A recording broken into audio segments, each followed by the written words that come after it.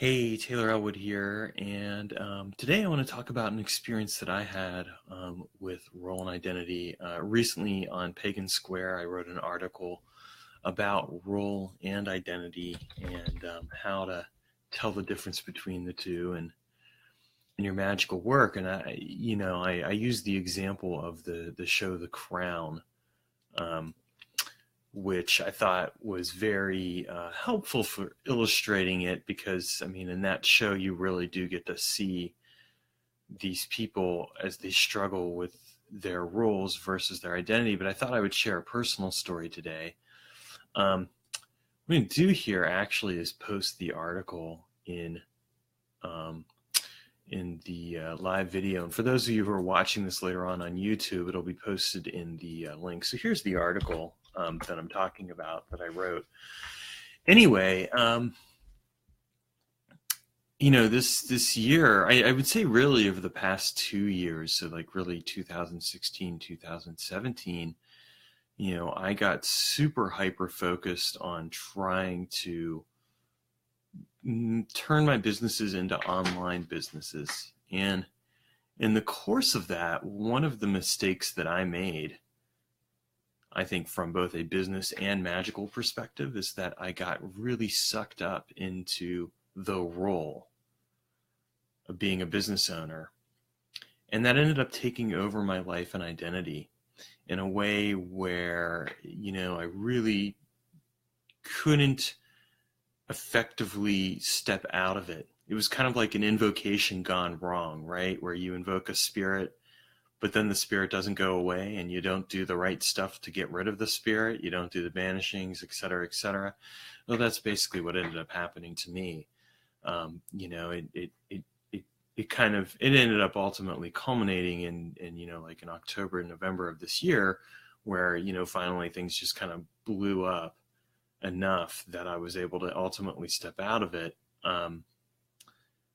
And it's kind of like, I would say right now I'm in this process of rediscovering my identity in some ways as a magician, but also as a person, which is one of the reasons why, I've been writing some of the different articles that I'm writing and things like that. And as I'm talking here, if you have questions, feel free to share them, and hello to those of you who are joining in.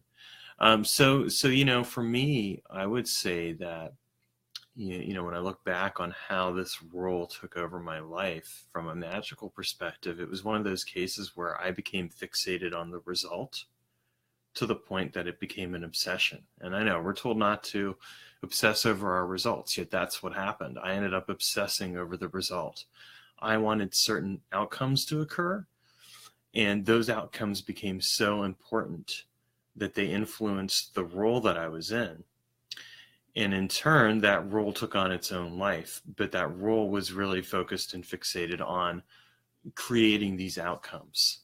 And that's really dangerous, I think, when that happens, because when it happens, you lose perspective, you get tunnel visioned, and that's what happened to me. I got tunnel visioned. I couldn't see the forest for the trees, or whatever that saying goes. I mean, it's pretty much accurate.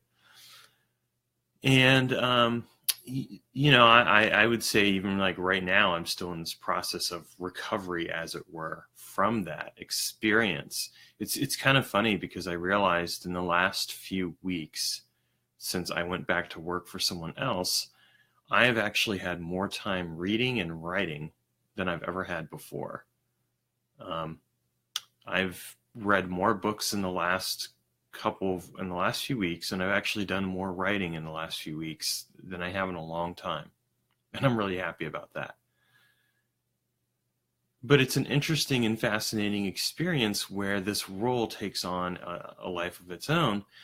And so, I mean, magically, the lesson that we have from this is that it's really important to recognize when you get focused and fixated on your desired result to the point that you lose perspective. That at that point, that result has taken on a life of its own, and it's basically become an egregore. Well, not an egregore, maybe a servitor, but it's become a spirit, an entity.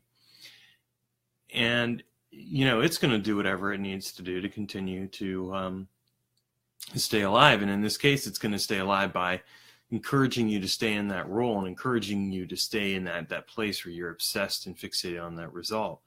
Now, the interesting thing is that when you get obsessed and fixated on a result, it actually makes that result go further and further away. In my case, what it really ended up doing was not only did I find that no matter what I did, nothing seemed to ever really get me the result I wanted, but I also found that it really ended up isolating me from the people around me and from the larger community, because I was so fixated on trying to get to this one place with my magical work and my business and everything else that I wasn't, in fact, if anything, I was really stepping away from my magical work because I was so focused on trying to make this thing into a reality that it wasn't really allowing me to do the necessary important work that I really wanted to do. And this was particularly the case in 2017. And what's fascinating to me about that is that, this was during the period that I was working with the element of stillness and for my elemental balancing ritual. And I would say that the key lesson I took away from stillness in this last year, before I switched over to stability, is what happens when you go stagnant. Like, what happens when you stay stuck in a place for too long is that you become stagnant. You lose your inspiration, you lose your creativity, you lose the things that make you vital and propel you forth into doing what you really should be called to do. And for me, that's exactly what happened. The longer I stayed fixated on this particular result that I wanted to achieve, the more stagnant and stuck I got. I ended up losing a friendship over it. And then, and that was really in the end. I mean, when I look back at it now, I mean, I can clearly see, most of that's on me. I'm not going to say all of it, but I would say 90% of it was really on me in the end as to why that friendship ended. And then I also wasn't really doing the magical work that called to me. It wasn't happening. I didn't feel inspired. I was so fixated on this result that I wasn't really in touch with my creative muse. And then, like the writing also was just really not happening. I wasn't really doing any writing at all. And I didn't really want, and anytime I wrote something, I didn't really enjoy it because it wasn't something that was really coming from the right place. It was coming from here. It wasn't coming from, I'm going to say, my soul. Okay. I'm not a heart-centric person. So I'm not going to say it coming from my heart because that's just a load of BS for me. I'm not a heart-centric person. I never will be. But I'm a very soul-centered person. And there is a real distinction there. I may go into that another time, but not today. And so, once things ultimately got to the point where I basically hit bottom, I crashed and burned, there was nothing that was going to happen. And I finally kind of came to my senses, as it were, that madness ended. I ended up realizing, okay, here's this realization I've had. And the realization is, wow, I've stepped away from everything that was really important to me. I lost my identity to this role, and I let this role basically consume my identity. And I think that, as magicians, we always need to be aware of the difference between role and identity. A role is something that you take on for very specific purposes, and it has its place and its uses, but it also has its dangers because a role kind of becomes a fixed structure. In the show The Crown, when Elizabeth becomes the Queen of England, one of the things that she ends up encountering is how much her life becomes shaped and defined by that role of being queen. And it was kind of the same thing for me. I ended up having my life shaped and defined by that role of being a business owner and by that desired result of having certain things occur. So if you're fortunate enough to break out of that, like in her case, she really can't. She's the Queen of England. That's all there is to it. She's always going to have to live with it, and it is what it is. Um, but in my case, I don't have to be defined by that rule forevermore. And so, in the end, when I realized, okay, this isn't going to work, I've done everything I can, I've done the best I can, and I just have to accept that this is going to crash into a flaming wreck. That's when I really started to reclaim my identity, because then I started to think, okay, well, how did I get here? Because when we're caught up in something, we don't always look at how we got to where we are, and that's really important to recognize. We don't always recognize that we got to where we got to when we're in the midst of it. But in my particular case, I ended up realizing it, and I decided to, I got to that flaming wreck, and I started to step out, and one of the realizations I had is, wow, I really let this role define me. It's kind of interesting because, I've been watching The Crown lately because the second season came out. But the other thing that really stands out to me about this realization is I've been reading the Dune series lately, the original series. I've read the other books too. But if you read the original series, one of the things that the author explores over and over again is role versus identity. What happens when Paul Atreides, has to become the Duke, and then has to become, Muad'Dib for the Fremen. He basically takes on those roles, and then he takes on the role of being emperor. And over time, his identity is consumed by that. And that's one of the reasons he ends up in a place where he can't make any choices anymore, because the prescience that he's been dealing with has locked him into that role. And the only way he can get out of it is when he voluntarily chooses to leave that role and leave the prescience behind, leave the role behind in order to rediscover himself. It's kind of similar for me. I've had to step out of that role. And I would say I haven't stepped entirely away from it. I'm still a business owner, but I'm really in the process of redefining what that role means and how it's going to show up in my life. And in some ways, I don't have any answers right now for it, because I'm still really in this place of realization and recognition as to where things didn't work out. But magically speaking,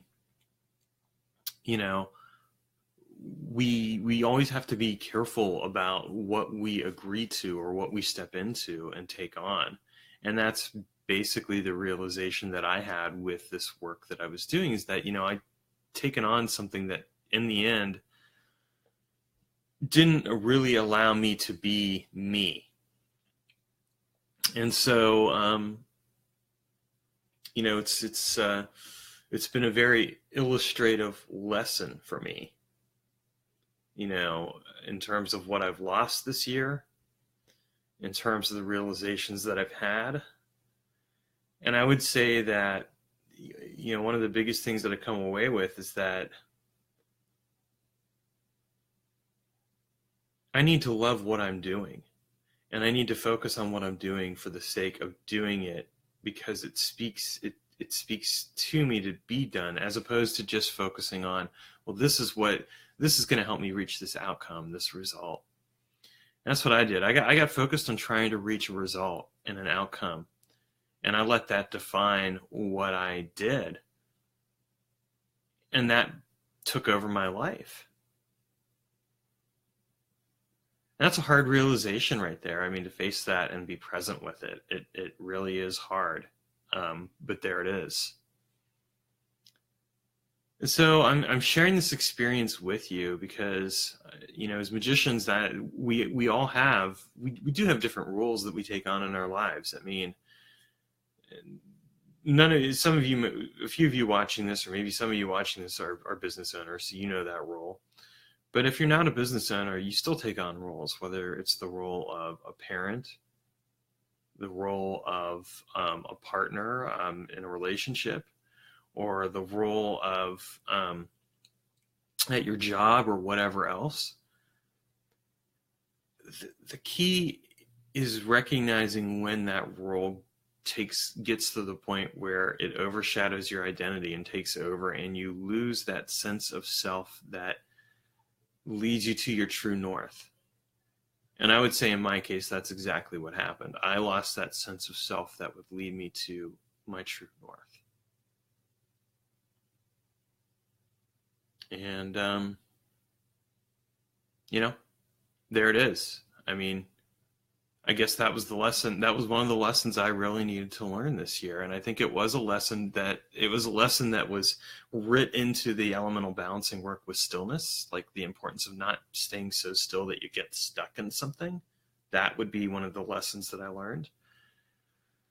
But I think one of the other lessons that I really learned from it is just how important it is to keep your identity front and center. Like, what is really important to you? Why are you doing what you're doing? Are you getting so fixated on a result that you're letting that result define your life and consequently not seeing the damage that it's doing to your life? So there it is. I just thought I would share that, and that's a lesson from one of my failures.